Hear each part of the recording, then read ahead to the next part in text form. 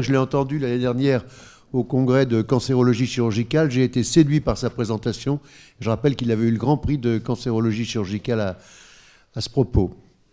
Monsieur Dufaux, vous avez la parole.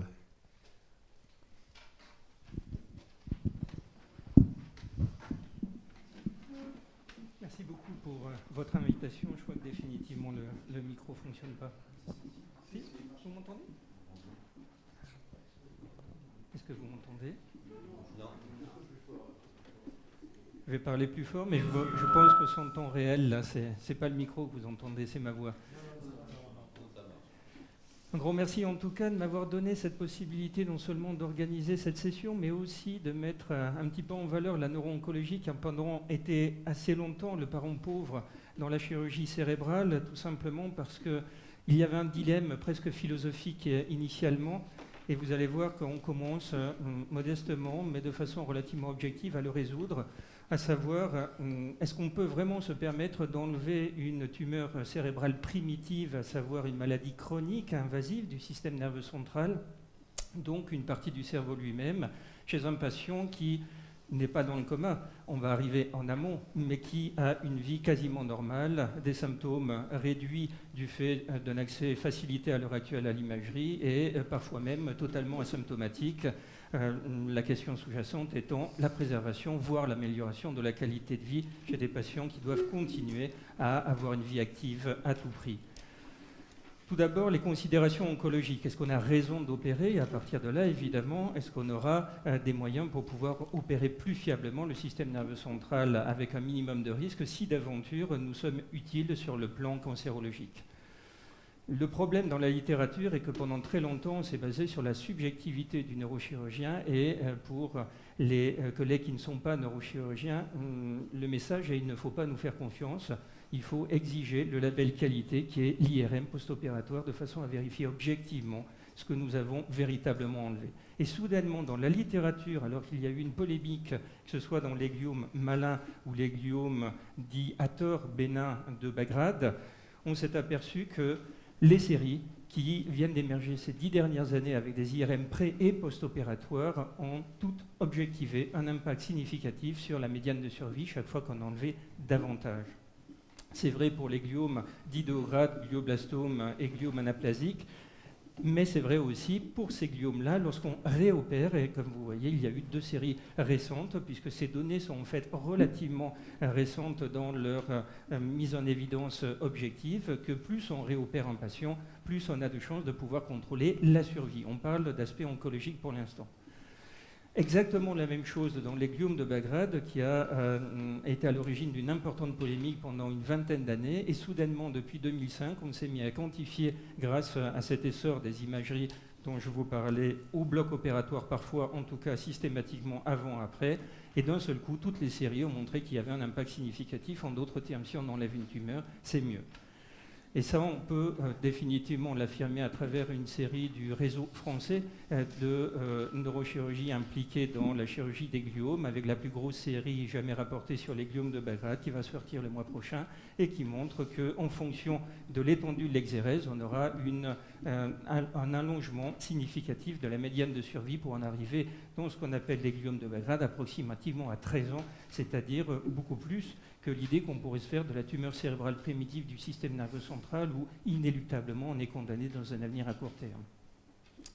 Ceci est également vrai en ce qui concerne les réinterventions pour les gliomes de Bagrad. On en reparlera tout à l'heure. Si on n'arrive pas à guérir, puisque ce terme doit être définitivement malheureusement proscrit, on voit néanmoins que ces tumeurs reviennent, mais si elles reviennent lentement, on verra tout à l'heure que le cerveau est capable d'adapter au fur et à mesure une réorganisation qui nous permettra de réopérer a posteriori, d'allonger encore les médianes de survie et pourtant de ne pas nuire, du moins significativement, à la qualité de vie. D'accord? Si on enlève plus, c'est mieux. Mais est-ce que ça répond quand même à la question, est-ce qu'il faut opérer? Puisque je vous ai donné une médiane de survie de 13 ans pour les gliomes dits diffus de Bagrad, qu'est-ce que ça donne si on ne fait rien? Ben ça, on le sait très bien dans la littérature au sens large, où il y a eu de très nombreuses séries rétrospectives qui nous ont permis de savoir, et même prospectives dans le cadre d'études européennes, que la médiane de survie n'a jamais été au-delà d'une dizaine d'années, contrairement à ce qu'on pouvait clamer sur la base de quelques observations isolées, mais en fait de l'ordre de 5 à 6 ans. Et si on en doute, un article publié dans JAMA tout récemment, donc une très grosse revue, de collègues qui sont des pays du Nord norvégiens, donc la possibilité de faire des banques de données très exhaustives, ont très clairement mis en évidence que si on se contente de faire une simple biopsie, on est bien dans une médiane de survie de l'ordre de 5 ans et demi, 6 ans, alors que si on opère les gliomes dans la même période, soudainement, en gros, on double la médiane de survie. Donc on est à peu près tous d'accord enfin sur ce point. Je vous montrerai d'ailleurs que c'est devenu la recommandation européenne, même s'il a fallu en gros 15 ans de discussion. Mais ce n'est pas tout, puisqu'on parle de médiane de survie, et si on parle du principe que les patients vont vivre plus de 10 ans, il faut qu'ils aillent bien.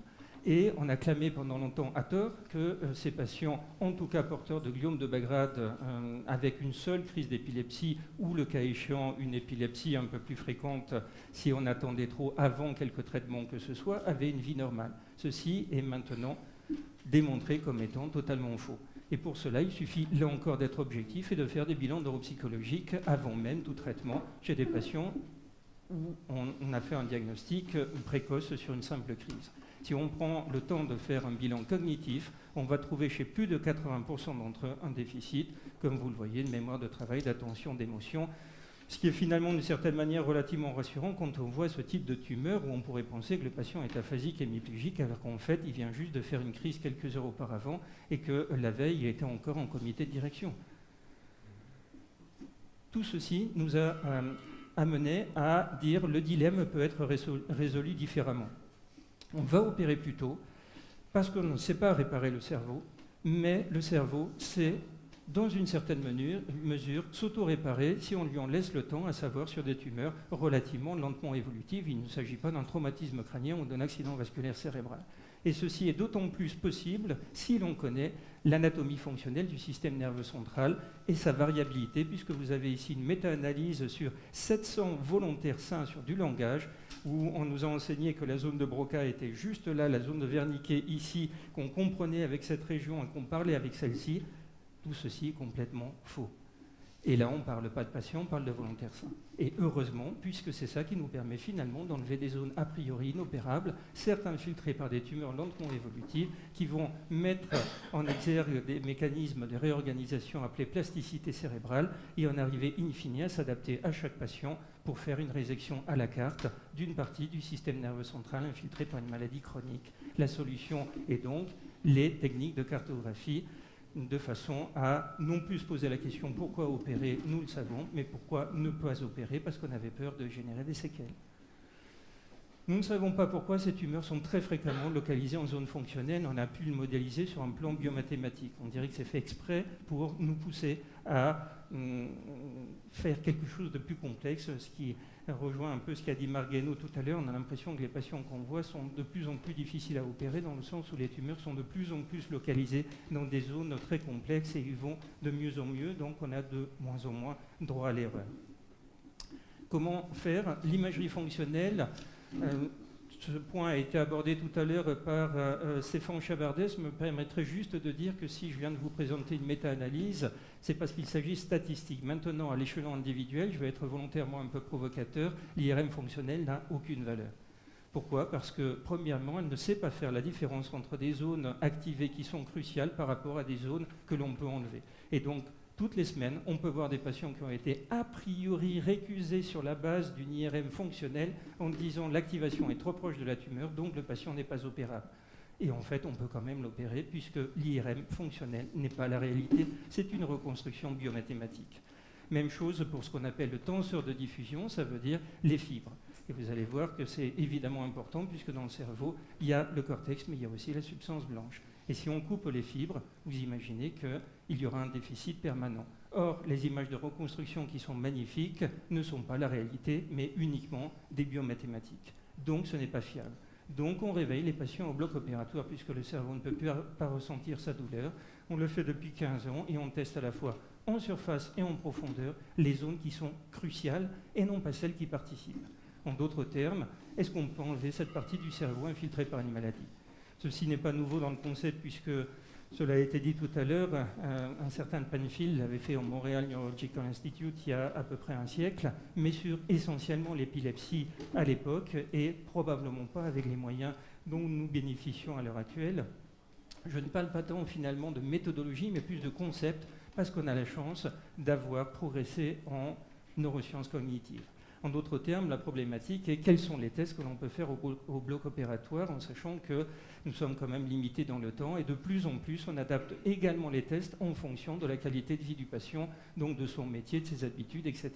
Parle-t-il plusieurs langues? Et je vous montrerai quelques exemples tout à l'heure. Voilà une diapositive qui reflète le shift paradigmatique, à savoir on ne cherche plus à enlever une masse tumorale qui in fine n'existe pas puisque c'est une infiltration, mais on cherche à enlever une partie du système nerveux central malade selon des limites fonctionnelles individuelles, à la fois en cortical et en sous-cortical, c'est-à-dire avec une tentative de comprendre les réseaux et pas simplement la zone en question. Ceci nous permet, pour montrer les résultats sur les premiers 400 gliomes de Bagrad qu'on a pu opérer dans ces conditions avec un minimum de recul maintenant, tout d'abord qu'on n'est plus tellement inhibé par le fait que la lésion soit considérée comme étant dans une zone dite fonctionnelle, telle que la région de Broca par exemple, où je vous ai dit que de toute façon elle n'existait pas au sens strict du terme, puisqu'il s'agit de réseaux, ou la région dite de Wernicke, même chose, ou la région dite rolandique, qui, selon les livres d'histoire, sert inéluctablement à bouger et à sentir, ou dans les régions dites insulaires ou équivalents, ou le corps calleux. Pour vous donner une illustration, cette patiente a rejoué les concertos pour Rachmaninoff, piano orchestre, 3 mois après l'intervention chirurgicale en concert. Ce qui veut donc dire qu'on parle d'une récupération de très haute voltige et pas simplement le patient est autonome. Deuxièmement, est-ce que finalement on a beaucoup de problèmes? La réponse est le risque zéro, évidemment, n'existe pas, mais on a maintenant moins de 1% de déficit permanent lié au fait qu'il peut toujours y avoir un problème vasculaire. Ceci a été dit dans l'épilepsie, c'est évidemment vrai en oncologie, mais in fine, c'est véritablement exceptionnel, ce qui veut donc dire que la plupart du temps, les patients vont bien. Mais on parle souvent de chirurgie, notamment cérébrale, en termes de risque. Maintenant, regardons les améliorations. Et je ne parle pas de 80% d'impact favorable sur l'épilepsie, déjà mentionné par Stéphane Chabardet. Je pars du principe que si on fait objectivement un bilan neuropsychologique préopératoire chez un patient qui, entre guillemets, va bien, mais qui, en fait, a un déficit, si vous enlevez une partie du cerveau qui, en fait, était perturbatrice d'un réseau plus global, et si vous faites de la rééducation cognitive adaptée à la qualité de vie de ce patient, dans un tiers des cas, 3 mois plus tard, il ira mieux qu'avant l'intervention chirurgicale. On peut dire, oui, mais ceci va nuire à la qualité de l'ablation lésionnelle puisqu'on va faire trop de tests pendant l'intervention, on va s'arrêter trop tôt. Au contraire, comme vous pouvez le voir, c'est très significatif quand on compare à des séries entre guillemets classiques où on faisait à peu près 20% de résection totale ou subtotale selon l'IRM post-opératoire. On est maintenant à 80%. Ceci pourrait être un effet centre et un biais. Donc, 2 choses. D'une part, on a essayé, j'ai eu cette chance de pouvoir y participer, de l'ériger au rang définitivement de recommandation européenne, à la fois sur l'aspect oncologique, il faut opérer les gliomes et sans trop attendre, mais également sur le plan fonctionnel. Mais également de former un maximum de collègues et d'en arriver à faire pour la première fois, il y a maintenant quelques mois, avec mon maître américain Mitch Berger, une méta-analyse qui a repris 8000 cas de gliomes de haut grade et de bas grade opérés, quel que soit le pays, le continent, la philosophie des équipes chirurgicales, sans ou avec cartographie. Et là, pas de surprise, en utilisant des modèles bayésiens, on a pu mettre en évidence d'une part qu'il y avait une diminution très significative du taux de séquelles lorsqu'on opère avec ce type de méthodologie et de concept. Deuxièmement, une augmentation du taux d'exérèse, donc le dilemme commence à être résolu. Et troisièmement, malgré le fait qu'on opère plus dans les zones fonctionnelles, puisqu'on en a moins peur, puisqu'on vérifie au fur et à mesure de l'intervention chirurgicale qu'on n'est pas en train de créer de séquelles irrémédiables. Ce qui veut donc dire qu'on a définitivement dit qu'il s'agissait du standard de résection. Et je réinsiste, ça c'est pas sur la base de nos expériences uniques avec Mitch Berger, mais sur la base de toute la littérature de ces 20 dernières années, depuis 1990 à 2010. Les perspectives dans cet état d'esprit, c'est évidemment enlever plus, mais mieux comprendre la fonction et si possible à l'échelon individuel. Et pour ceci, on va voir que le cerveau est véritablement magique. On fait une IRM fonctionnelle avec les biais dont je vous ai parlé tout à l'heure. On opère un patient et on laisse un résidu. Inéluctablement, le résidu va évoluer. Mais 1, le patient a une vie normale, 2, pas d'épilepsie, 3, pas de chimiothérapie, 4, pas de radiothérapie, et 5, finalement, toujours pas de transformation maligne de cette tumeur. Donc 5 ans plus tard, on se repose la question, puisque le patient va bien, est-ce que le cerveau ne s'est pas réorganisé ? Vous pouvez voir, même si on n'est pas spécialisé en neuroanatomie, que l'activation lors de la même tâche chez le même patient qui était au niveau d'un sillon qu'on appelle précentral, 5 ans plus tard, s'est décalé d'un sillon. Et on le vérifie au bloc opératoire, c'est le même cerveau, c'est le même patient, et la deuxième fois, on peut enlever une région qui est sacro-sainte selon les livres d'histoire, qu'on appelle la encoche de la main, et qui est la région motrice primaire, sans que le patient ait la moindre hémiplégie, puisqu'entre-temps, le cerveau s'est réorganisé. C'est vrai pour la motricité, mais c'est vrai aussi pour le langage. Et on vient de soumettre un article où on essaie de mieux comprendre les mécanismes en faisant de l'IRM de connectivité avant et après l'intervention chirurgicale, cette fois-ci pour des fonctions cognitives langagières.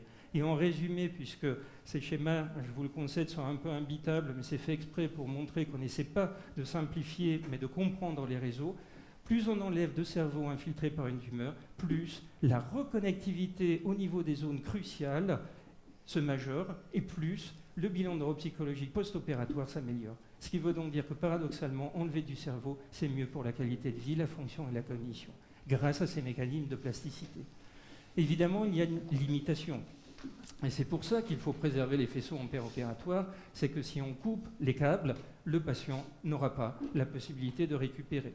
C'est pour ça qu'on est arrivé à proposer également l'année dernière ce que j'aime bien appeler le cerveau minimal commun, puisque j'ai commencé sur la plasticité et la variabilité majeure d'un cerveau à l'autre, y compris chez les volontaires sains. Par contre, plus on va vers la profondeur et vers la substance blanche et vers les câbles, plus on se ressemble. Ce qui veut donc dire que si on a un problème à ce niveau-là, le patient ne compensera pas. Expliquons pourquoi beaucoup d'accidents vasculaires cérébraux, d'ailleurs, ne peuvent pas bénéficier secondairement d'une récupération de qualité. Dans ces cas-là, que faire? Et j'en reviens à des considérations oncologiques, puisque les deux sont intimement liés. À ce moment-là, on peut faire de la chimiothérapie pré-opératoire, ce qui ne surprendra sûrement pas la plupart d'entre vous dans d'autres spécialités, mais il a fallu attendre finalement ces 5 à 6 dernières années pour qu'on fasse véritablement de la chimiothérapie dite néoadjuvante en neuro-oncologie pour une raison obscure. Et ce qui veut dire aussi qu'on en arrive à des schémas beaucoup plus complexes qui sont basés sur une prise en charge à rallonge de ces patients, et où il y a toujours une petite flèche qu'on rajoute dans un schéma oncologique de chirurgie, de radiothérapie, de chimiothérapie, qui est, si on n'a pas pu tout enlever la première fois, peut-être qu'on pourra enlever beaucoup plus la deuxième, parce qu'entre-temps, le cerveau se sera réorganisé. La fonction rejoint l'oncologie et vice-versa. Et voilà le type d'image que l'on peut arriver à obtenir après 1 an et demi de traitement, chimiothérapie et intervention, alors qu'on pourrait penser que cette patiente, jamais on aura la possibilité de récupérer, de contrôler sa tumeur. Elle faisait 5 crises d'épilepsie par jour, ne travaillait plus. Maintenant, elle travaille à plein temps. Ce qui veut dire aussi qu'on est allé plus loin dans le concept de l'infiltration tumorale en disant qu'on ne va pas chercher à enlever la boule tumorale puisqu'elle n'existe pas, mais à enlever ce qu'il y a autour, si on peut prendre de la marge selon des limites fonctionnelles, parce que malheureusement, ce qu'on ne voit pas sur l'IRM est quand même infiltré par de la tumeur. C'est ce qu'on appelle les exérèses supratotales. Ça veut dire que si on peut faire une lobectomie pour enlever une lésion qui est tout sauf focalisée, on va changer radicalement la qualité de vie des patients et on va surtout changer leur médiane de survie. On a pu le faire en utilisant un groupe contrôle dans notre propre expérience de résection dite totale sur l'IRM et un autre sous-groupe pour lequel on a pu prendre de la marge. Qu'est-ce qui s'est passé à ce moment-là? Le taux de décès avec le même délai est 0. Le taux de transformation maligne est de 0. Le taux de patients irradiés est de 0. Et le taux de patients avec un déficit est de 0. Ce qui veut donc dire que si on arrive en amont, on a plus de chances évidemment d'utiliser le potentiel de plasticité cérébrale, d'où la proposition de plus en plus de diagnostiquer, si possible de façon même asymptomatique, incidentale, mais organisée, les patients qui seraient porteurs de ce type de tumeur, puisque si on les découvre plus tôt, par définition, elles seront plus petites, on aura plus de chances de faire des exérèses supratotales et pour autant sans nuire à la fonction des patients. S'ennuiera la fonction, est-ce qu'on est sûr? Bien entendu, non. Et c'est pour ça qu'on doit continuer à travailler sur la compréhension de l'organisation du système nerveux central et de s'adapter à chaque patient. Vous avez un juge, vous faites des tests de jugement opératoire. Vous avez un instituteur, vous faites des tests de calcul. Et évidemment, à chaque fois, vous essayez de comprendre les réseaux à la fois en surface et en profondeur. Vous avez un danseur, vous faites des tests de cognition dite spatiale. Vous avez un manager, vous faites des tests de mémoire de travail lui permettant de faire une synthèse en temps réel. Vous avez un écrivain, vous faites des tests de syntaxe. Et tout ceci, on trouve au fur et à mesure, à l'échelon individuel, les réseaux corticaux, sous-corticaux qui sont préservés afin que les patients puissent récupérer. Voilà les éléments sous-corticaux où je n'insisterai pas, mais cela est d'une certaine manière relativement presque inquiétant parce qu'on est en train de découvrir à l'heure actuelle des nouveaux faisceaux jamais décrits chez l'homme, tels que le faisceau longitudinal médian, ce qui fait évidemment un petit peu peur d'une certaine manière dans le sens comment peut-on se permettre d'opérer le système nerveux central de l'homme si on ne connaît pas la base, à savoir l'anatomie et encore moins la fonction. Donc il est temps qu'on la découvre et c'est pour ça qu'on en revient à des fondamentaux, simplement en allant faire des dissections et essayer de trouver les terminaisons corticales de chacun des faisceaux pour comprendre les réseaux entre eux, mais également y adapter les aspects fonctionnels dont on vient de parler. En d'autres termes, même les neurochirurgiens se doivent d'être impliqués à l'heure actuelle dans les aspects cognitifs et dans les neurosciences en proposant des nouveaux schémas, en l'occurrence du langage qui, vous voyez, est très très loin du classique schéma de Wernicke et Broca que nous avons enseigné. Et j'espère très fort que ce schéma du langage, qui n'est qu'une proposition à l'heure actuelle dans le petit monde des neurosciences cognitives, sera déjà considéré comme étant obsolète dans 5 ans. Sinon, ça veut dire qu'on n'a pas continué à progresser au fur et à mesure. C'est vrai pour le langage, c'est vrai pour la cognition, mais c'est également vrai pour l'émotion. On s'est trop peu intéressé aux aspects affectifs chez les patients opérés au sens large du cerveau et en particulier de tumeurs cérébrales. On en entend dit que c'était lié purement aux aspects de la maladie chronique. La réponse n'est pas du tout. Il y a des réseaux neuronaux qui sous-tendent les aspects affectifs tels que l'empathie, le regret, la cognition évidemment sociale, donc basée sur la communication, que l'on teste de façon systématique avant et après intervention chirurgicale, mais que l'on commence également, du moins dans certains cas, à tester au bloc opératoire, par exemple à la reconnaissance des émotions ou équivalent, en particulier chez les patients asymptomatiques. Je conclurai vers une neuro-oncologie fonctionnelle, à savoir d'un côté essayer à la fois d'être ambitieux en augmentant les médianes de survie et la qualité de vie des patients, mais tout ceci à travers une meilleure compréhension de ce qui se passe dans la réalité, à savoir une maladie d'un côté au sein d'un autre de l'autre, une évolution tumorale par rapport à un système nerveux central beaucoup plus plastique que ce qu'on avait bien voulu nous enseigner sur les bancs de la faculté. Et mon message sera tout simplement, si on arrive à mieux comprendre le cerveau, on aura toutes les chances de mieux contrôler la maladie et pas l'inverse. Je vous remercie. Alors, merci beaucoup. L'intervenant, c'est M. Mandonnet.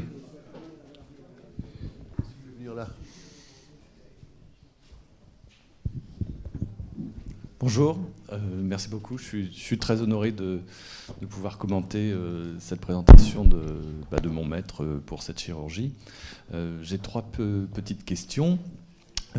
La première, c'est effectivement, ces gliomes de Bagrade, en fait, on comprend maintenant que quand on les diagnostique, en général, ça fait à peu près 15 à 20 ans qu'ils sont en train d'évoluer. Si on imagine qu'on les diagnostique très tôt, par un dépistage systématique, penses-tu qu'on aurait une chance ou une possibilité de les guérir définitivement ? Tout va dépendre de la façon dont évolue le gliome. Sans rentrer dans les détails, ces gliomes ont tendance à proliférer, mais également à migrer. On s'est aperçu, en particulier grâce aux modèles biomathématiques qui ont été mis de plus en plus en exergue, notamment par le docteur Mandonnet, qui est à la base physicien, que si on a affaire à une tumeur qui infiltre, évidemment, on aura beaucoup moins de chances de pouvoir prétendre guérir, toujours en restant prudent et entre guillemets, puisqu'il y aura des cellules tumorales isolées qui seront déjà très loin de ce qu'on peut imager sur l'IRM. Si par contre on est sur une forme beaucoup plus proliférante, sans pour autant qu'elle soit parfaitement locale et délimitée, on est bien d'accord malheureusement là-dessus, À ce moment-là, le fait de prendre 1 à 2 cm de marge, comme on l'a montré tout à l'heure dans les supratotales, qui seront d'autant plus simples qu'on fait un diagnostic précoce, nous permettra peut-être d'en arriver, je ne sais pas si c'est une guérison, mais en tout cas une rémission prolongée. La première patiente que j'ai pu opérer dans ces conditions avec une résection supratotale, c'était il y a 14 ans, elle est toujours infirmière, elle a accouché il y a 2 ans, elle n'a toujours pas eu de réévolution. Donc à un moment donné, oui, on est en droit de rêver. Voilà. Deuxième petite question. Il y a une idée commune qui est de dire que toute partie du cerveau doit servir à quelque chose. Qu'en penses-tu ? J'aurais tendance à dire oui, mais pas à l'instant T. Meilleure preuve, l'ontogénie. Au fur et à mesure où on est en train de vieillir, on perd des neurones, tout le monde le sait. Et pourtant, on peut avoir des scores qui sont exactement les mêmes sur un plan cognitif à 60 ans par rapport à 25 ans. À un détail près, le temps de réaction sera plus long. Ce qui veut donc dire qu'on a pu recruter d'autres structures dans des réseaux beaucoup plus complexes qui existent dès le début, mais qui ne sont pas forcément recrutés, sauf si on est en train d'apprendre une tâche bien spécifique. Par exemple, un joueur de musique, ça a été parfaitement mis en évidence avec l'imagerie fonctionnelle, ce n'est pas physiologique que de jouer du piano. D'un autre côté, si on apprend à jouer du piano, on va recruter, former des réseaux qui, à la base, n'auraient pas servi à ça. Par contre, ces réseaux vont servir dans tous les cas au fur et à mesure du vieillissement. Ce qui veut donc dire qu'il n'y a pas une zone qui sert à une fonction, que les zones en général fonctionnelles servent à plusieurs fonctions et que l'on peut arriver à faire déplacer ces zones-là d'un point de vue physiologique à travers une simple rééducation. La question étant non pas est-ce qu'on peut le faire en post-opératoire pour réopérer, on l'a déjà fait, voire même 2 fois ou 3 fois, mais est-ce qu'on peut le faire avant une intervention chirurgicale de façon à induire la plasticité et dérouler le tapis rouge, si je puis dire, d'une exérèse supratotale, même en zone fonctionnelle. Ceci est évidemment en cours d'étude.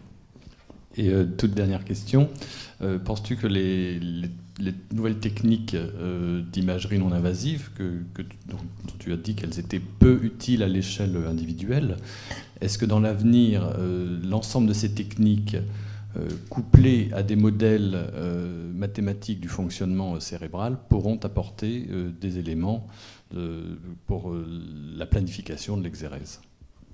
Définitivement oui, mais si on connaît les bases neurales du système nerveux central. Donc comme je sais que nous sommes filmés, que ce sera retransmis, j'espère qu'il y aura des jeunes qui vont regarder, jamais la technologie ne remplacera la connaissance. Il faut d'abord aller disséquer des cerveaux, il faut ensuite comprendre l'anatomie fonctionnelle et sur la base de cette connaissance, alors on peut commencer à utiliser la technologie de façon d'ailleurs sérielle, avant ou après une rééducation, avant ou après une intervention, avant ou après une chimiothérapie, et là voir les modifications en tenant compte du fait que toutes les images qu'on pourra voir, qu'elles soient dites anatomiques ou fonctionnelles, seront par essence fausses. Et je me permets de le dire puisque j'ai été formé par le fondateur du Human Brain Mapping Meeting, Bernard Mazoyer, il y a une quinzaine d'années, qui m'a enseigné, après avoir organisé à Paris même cette première session sur l'imagerie neurofonctionnelle. Et depuis l'essor que vous connaissez, m'a dit « n'y fais jamais confiance ».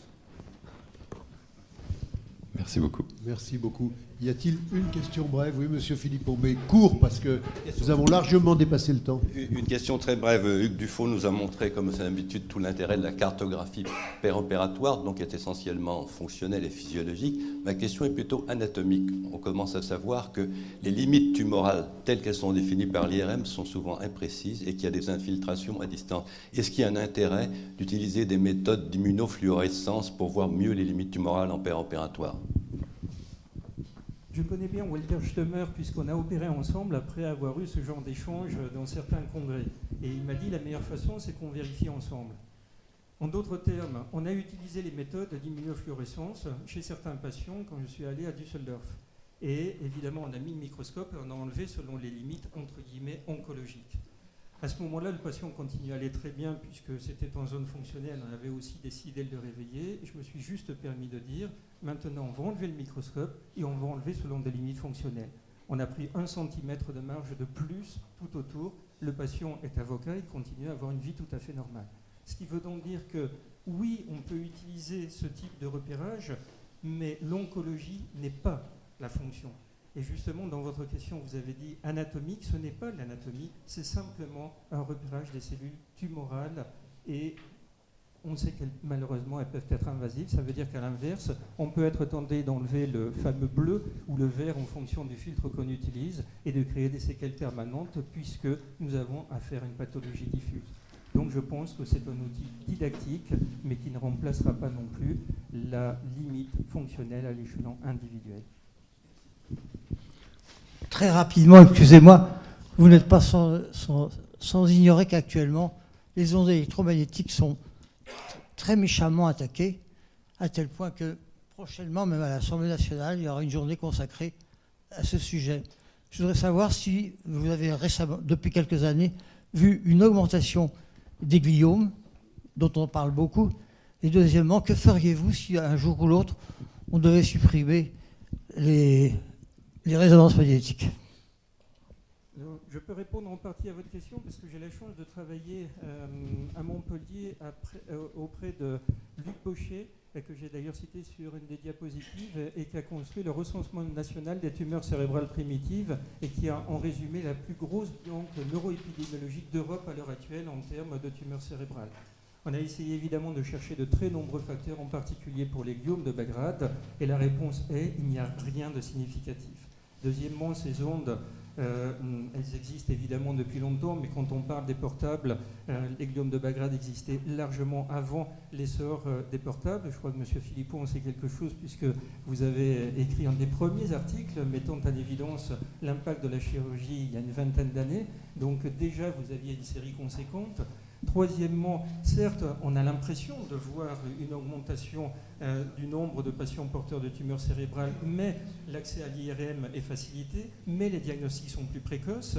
Et enfin, il y a un effet centre également qui fait que de plus en plus, ces patients sont pris en charge dans un certain nombre de départements, exactement comme pour l'épilepsie, qui nous donne l'illusion, mais quand on essaie de tenir compte de l'ensemble de ces facteurs, la réponse est non.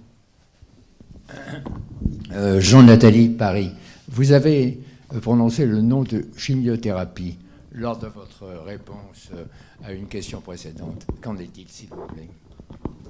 La chimiothérapie est maintenant radicalement modifiée par rapport à l'image qu'on pourrait se faire d'un patient porteur d'une tumeur cérébrale gravissime qui est sous perfusion en train de vomir au fond d'un lit d'hôpital, même si malheureusement ce cas de figure continue à exister. Si on arrive en amont, il faut que les patients continuent à avoir une vie normale. Donc il y a de nouveaux produits, de nouvelles molécules, en particulier une qu'on appelle, je ne vais pas le citer ici, depuis une dizaine d'années, qui permet d'être prise en comprimé, de ne pas être hospitalisé, d'avoir un minimum d'effets secondaires et de continuer à avoir une activité normale, à tel point qu'il y a des patients que j'ai opérés dans ces conditions avec un résidu qui a réévolué, qui sont chimiothérapiés et qui sont toujours au bloc opératoire en tant que chirurgien aujourd'hui en train d'opérer, montrant de la qualité de vie. Donc la question n'est plus tellement est-ce qu'il faut l'utiliser, la réponse est oui. La question c'est quand est-ce qu'il faut les donner et surtout quand il faut les interrompre, puisque certains patients sont demandeurs au bout de plusieurs années de continuer à prendre la chimiothérapie alors que leur qualité de vie s'est normalisée. Dans 50% des cas, il n'y a plus de crise d'épilepsie si le patient continue à avoir une épilepsie rebelle malgré l'intervention chirurgicale, après qu'on lui ait donné cette molécule. On leur dit que la tumeur est stabilisée, qu'on ne peut pas la réopérer, et au bout de 2 ans ou 3 ans, on va arrêter la molécule. Ça m'est arrivé la semaine dernière, et le patient m'a dit « Pourquoi je veux continuer parce que j'ai une vie normale ?» Ça veut donc dire qu'on est en train de redéfinir de nouvelles règles qui ne pouvaient pas être possibles avant l'essor de ces méthodologies et de ces nouveaux médicaments.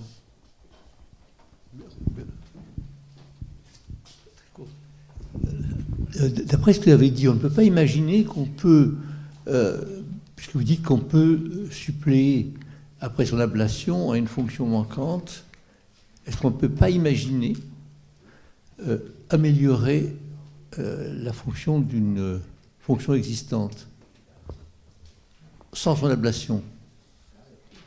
Je passe au cerveau normal. Hein. C'est un peu ce que commencent à faire un certain nombre de chercheurs dans le domaine des neurosciences cognitives avec des techniques non invasives dont je n'ai pas parlé aujourd'hui, mais qui ressemblent très fort aux stimulations péropératoires, du moins en cortical. Je m'explique, ça s'appelle la stimulation magnétique transcrânienne. Donc grâce à des stimulations magnétiques pour ne pas faire mal et un effet de courant induit, vous finissez à travers le crâne par reconstituer un courant électrique en surface du système nerveux central qui est à peu près l'équivalent de ce qu'on fait pendant la chirurgie, mais juste au niveau du cortex. Quel est l'intérêt? C'est non invasif. On peut le faire sur les volontaires sains. Qu'ont fait les collègues en variant les fréquences, et là encore on pourrait rediscuter comme l'a fait tout à l'heure Louis Benhabib, qu'est-ce qu'on fait exactement? Honnêtement, je crois que nous ne savons pas, mais ils ont pu mettre en évidence que dans des tests de dénomination ou de fluence verbale, quels sont les noms d'objets qui vous traversent l'esprit à l'instant T et qui servent à telle fonction ou bien qui commencent par telle lettre, etc. En stimulant certaines régions à certaines fréquences, on peut accélérer le processus chez un volontaire sain. Donc la réponse est peut-être, mais il va falloir aussi y mettre un certain nombre de limitations éthiques, comme vous l'imaginez. Donc nous n'allons pas fabriquer des prix Nobel comme ça du jour au lendemain. C'est dommage. Bon, merci beaucoup, monsieur. Merci beaucoup, c'était passionnant. On va continuer. Monsieur Mertens de Lyon, la chirurgie de la douleur. Je demande de strictement respecter l'horaire. On est un petit peu en retard.